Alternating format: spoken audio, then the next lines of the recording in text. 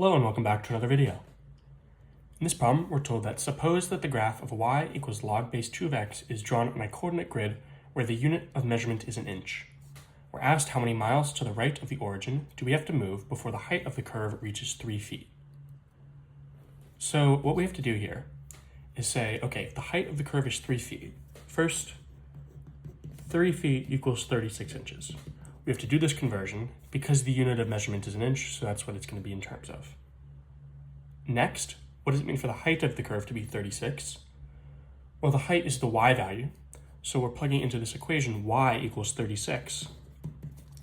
And we're looking to the right of the origin, how many miles, that's how big of an x value do we get for log base 2 of x to be equal to 36. And to undo the logarithm, so to speak, we can say that 2 to the power of 36 is equal to x. And therefore, whatever this value is, you would think that this is the answer, right? However, we have to do another unit conversion because we do 2 to the 36, but that's in terms of inches. And we're asked in terms of miles. So we take 2 to the 36, right, whatever that ends up being, and we have to divide it by 12. Because that will turn it from inches into feet. Because there's 12 inches in a foot.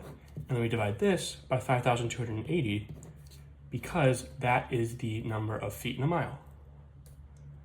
And when you do that calculation out, you get roughly 1084587. So this is 1,084,587.7. And this is the number of miles that we have to move to the right of the origin, measuring in inches, for log base 2 of x to be equal to 36.